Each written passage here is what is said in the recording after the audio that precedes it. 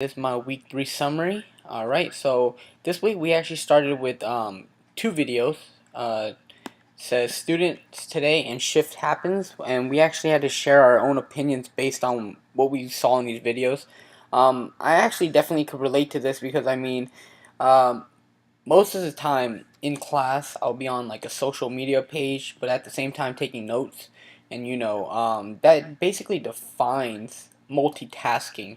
And our generation nowadays, you need to be able to multitask, and that's what a lot of students do. And then we went into responding to the 4D humanity topic from last week, and I was able to respond to 8 different ones. And we actually had a conversation of going based on our own opinions and stuff like that, and it got pretty interesting.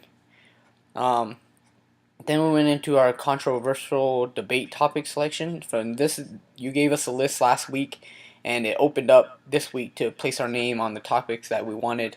So we were able to do that. All right, and then we went into neat resources, and this was about programming. So I found a video on basically giving you an insight on what programming was and the basic concepts of computer programming. And I found this really informative. Before anything, I did not know what it actually meant by programming. And by showing, it gives you, insight of what companies do and stuff like that, and how many people get together just to improve programming and codes and such. So then we went into spiral kinematics. Now we had a lot of homeworks this week, and but actually it was not a lot as long as you understood the information given. So we had to read a PDF and then actually complete 5 pages of assignment. So I'm gonna show you the first one. Based on this, we had to record like a diagram based on motion and stuff like that. And then here's another one.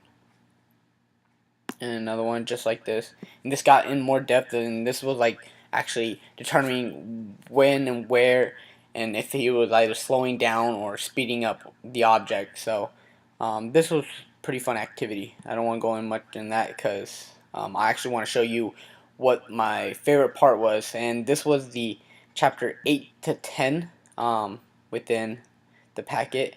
So through this, we actually did a lot of programming. We worked with codes and such.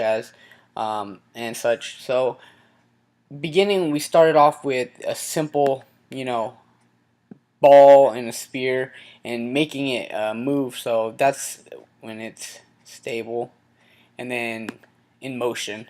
So we got to work with this, inputting our own codes. I saw this and I was like, wow, this is how game production actually begins. I could see how they could use this for pinball and stuff like that, and it gets way more in depth. This is just chapter 8, as you can see, and another one in motion. And we had to make it hit the wall and then bounce back, and then if you wanted a better grade, you made it so when it hit the right side of the wall it would turn yellow, and then when it hit the left side it turned magenta. But I don't have a screenshot of that, but I was able to figure that one out as well. And then we went into this is more of the motion. Alright, and I want to show you chapter 9 on what we worked on. So this, we actually went in depth. We actually recorded everything, as you can see in the red, on what each code specifically did. So I'm going to show you what it looks like.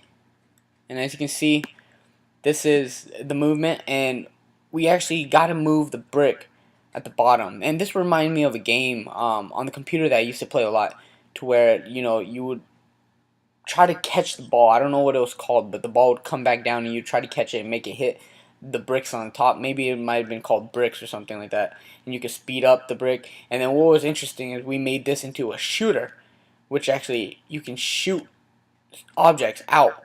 And you can reload, as you can see at the very bottom right here.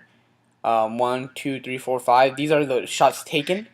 And then if you press my reload, which is R, you reload it and it starts at 0 again, as you can see, and you can just fire which was so interesting. I was like, wow, by learning this, this is simple, basic game production.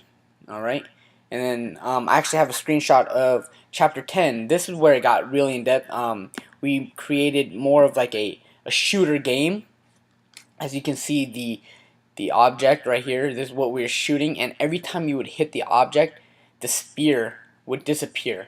And I found this really, really interesting because this is where this is where it all began. It began with codes, and I could relate to this because I mean, by learning all of this, I can actually start to go into my second interest other than trying to become a pharmacist. I want to actually go into game programming, games, simple basic games, and possibly create apps on like an iPhone. So I mean, this is like, it gives me a better insight on what I need to do and how much work I need to put in order to create such a game. And so throughout all of this, I felt like everything was just all programming, and I love this week the most because I mean, I spent most of the time um, working on the different programs and inputting different codes and learning what specific code each code did.